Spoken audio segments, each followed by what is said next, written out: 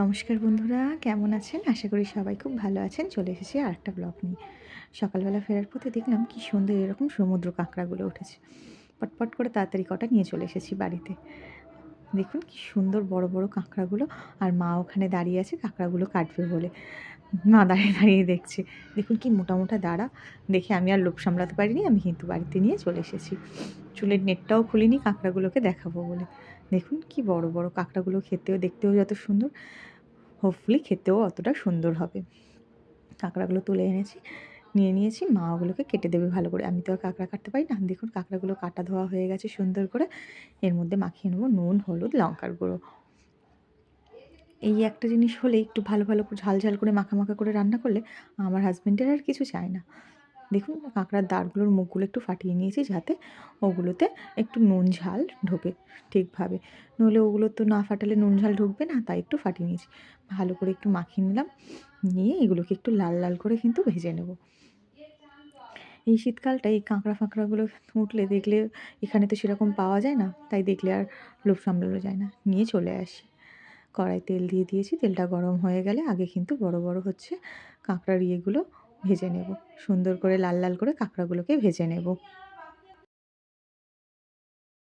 আমি এদিকে কাঁকড়া ভাজছি, মা টিফিন করে মায়ের টিফিনের বাসনটা ধুয়ে নিয়েছে। এদিকে ভাতও বসিয়ে দিয়েছি, ছোটো হাঁড়ি করে ভাত বসিয়ে দিয়েছি। আজকে আর বেশি কিছু করব না, আগের দিনের একটু তরকারি আছে, একটু আদা রসুন একটু বেটে নেব।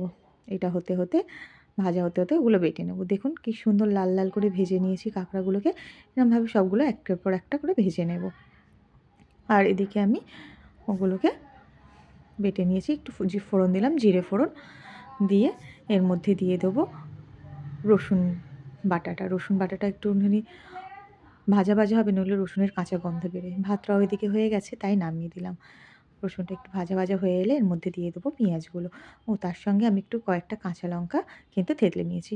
আমি আবার মিক্সিতে বাটা খেতে পারি না, মিক্সির থেকে আমার মনে হয় শিলবাটনায় বাসন মশলা করলে খেতে বেশি স্বাদ হয়। দিয়ে দিলাম টমেটোগুলো, দিয়ে একটু ঢাকা দিয়ে দিলাম যাতে টমেটোগুলো নরম হয়ে যায়। তারপর একটু দিয়ে দিলাম আদা বাটা আর নুনটা, যাতে টমেটোটা গলে যায়। টমেটোর আমি দানাগুলো ফেলে দিই। বাড়িতে আমার হাজব্যান্ডের একটু ইউরিক অ্যাসিড আছে, তাই জন্য দানাটা বাদ দিয়ে কিন্তু আমি টমেটোটা রান্না করি। দেখুন কি সুন্দর টমেটোটা গলে গেছে। তার মধ্যে হলুদ, লঙ্কার গুঁড়ো, নুন আর জিরে গুঁড়ো দিয়ে দিলাম। দিয়ে একটু ভালো করে জল দিয়ে কষিয়ে নেবো। কষানো হয়ে জল দিয়ে একটু ভালো করে কষিয়ে নিয়ে কিন্তু এর মধ্যে কাঁকড়াগুলো তুলে দেবো। এই কাঁকড়ার রেসিপিটা হলে মাখা মাখা হলে এটা দিয়েই কিন্তু আমার হাজব্যান্ড খেয়ে নেয়। ও এটা খেতে আবার খুব ভালোবাসে। দেখুন কাঁচা লঙ্কা বেটে রেখেছিলাম, ওটা দিয়ে একটু নেড়ে এর মধ্যে কিন্তু ভেজে রাখা কাঁকড়াগুলো সব দিয়ে দিয়েছি। আর এই যে ঘিগুলো হয়েছিল মা ওগুলো বলেছে ওগুলো দিয়ে একটা বড়া করবে। দেখুন কি সুন্দর মাখা মাখা হয়েছে। এতে অল্প একটু জল দেবো, কারণ জিনিসগুলো তো একটু সিদ্ধ হবে। জল দিয়ে ঢেকে দেবো। দেখুন কি সুন্দর দেখতেও হয়েছে, গন্ধটাও কিন্তু খুব সুন্দর বেরোচ্ছিল। আপনারা যারা কাঁকড়া খেতে ভালোবাসেন তারা কিন্তু একবার এরকমভাবে করে খেয়ে দেখবেন কেমন লাগে। আর আমার ভিডিওটা কেমন লাগলো একটা লাইক, কমেন্ট, শেয়ার আর ফলো করে দেবেন। সাবস্ক্রাইব করতে কিন্তু একদমই ভুলবেন না। দেখুন আমি ঢাকা দিয়ে একটু কিন্তু কষিয়েও নিয়েছি, মাখা মাখা বেশ হয়ে এসেছে। আর একটু ঢাকা দিয়ে দেবো, দিয়ে কিন্তু জিনিসটাকে নামিয়ে দেবো। হয়ে গেছে, নামিয়ে নিয়েছি। দেখুন দেখতে কি সুন্দর হয়েছে। Thank you.